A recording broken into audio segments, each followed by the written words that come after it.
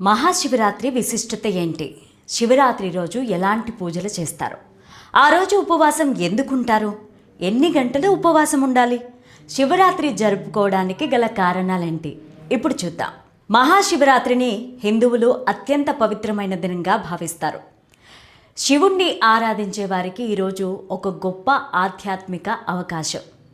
శివరాత్రి రోజు దేశం నలుమూలలా ఉండే శైవ క్షేత్రాలు భక్తులతో కిక్కిరిసిపోతాయి. శివరాత్రి అంటే శివుని యొక్క రాత్రి. ప్రతి నెలలో వచ్చే దానిని మాస శివరాత్రి అంటారు. కానీ మాఘమాసంలో వచ్చే దానిని మాత్రమే మహాశివరాత్రిగా జరుపుకుంటారు. ఆధ్యాత్మికంగా ఇది శివుడు పరమాత్మలో లీనమయ్యే సమయం.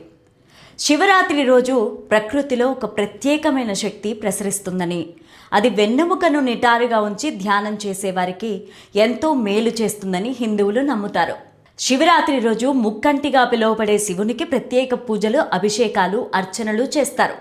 పంచామృతాలు అంటే పాలు, పెరుగు, నెయ్యి, తేనె, చక్కెర వంటి వాటితో శివలింగానికి అభిషేకం చేస్తారు. శివునికి అత్యంత ప్రీతిపాత్రమైన బిల్వ పత్రాలతో కూడా పూజలు చేస్తారు. శివరాత్రి రోజు పండితుల ద్వారా నమక చమకాలతో అభిషేకం నిర్వహించడం మరో విశేషం. శివరాత్రి రోజు రాత్రంతా నిద్రపోకుండా జాగరణ చేస్తూ ఓం నమ శివాయ అనే పంచాక్షరి మంత్రాన్ని జపిస్తూ శివనామ స్మరణలతో భక్తులు మునిగిపోతారు. శివరాత్రి రోజు చాలామంది భక్తులు ఉపవాసం ఉంటారు. అసలు ఉపవాసం ఎందుకు ఉండాలి అని చాలామందికి అనుమానం కలుగుతుంది. శాస్త్రీయంగా ఉపవాసం వల్ల శరీరం అంతా శుద్ధి అవుతుంది. ఆధ్యాత్మికంగా ఆహారం పైన ధ్యాసను తగ్గించి మనసును దైవం వైపు మళ్లించడమే ఉపవాసం యొక్క ఉద్దేశం. ఉప అంటే దగ్గరగా, వాసం అంటే నివసించడం, అంటే దైవానికి దగ్గరగా ఉండడం. శివరాత్రి ఉపవాసం సాధారణంగా 24 గంటలు ఉంటుంది. పండగ రోజు సూర్యోదయానికి ముందే మొదలై మరుసటి రోజు సూర్యోదయం వరకు కొనసాగిస్తారు. పూర్తిగా ఏమీ తినకుండా ఉండలేని వారు పండ్లు, పాలు లేదా లఘు ఆహారాన్ని తీసుకోవచ్చు. శివరాత్రి జరుపుకోవడానికి గల కారణాలు ముఖ్యంగా 3 ప్రధాన కారణాలు ఉన్నాయి.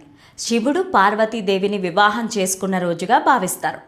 బ్రహ్మ విష్ణువుల మధ్య ఎవరు గొప్ప అనే చర్చ వచ్చినప్పుడు శివుడు ఒక అనంతమైన అగ్నిస్తంభంలాగా ఆవిర్భవించిన రోజుగా శివరాత్రిని జరుపుకుంటారు.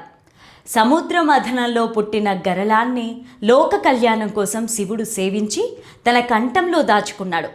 ఆ వేడిని తగ్గించడానికి దేవతలంతా రాత్రంతా శివునికి అభిషేకాలు చేసి మేల్కొని ఉన్నారని పురాణాలు చెబుతున్నాయి.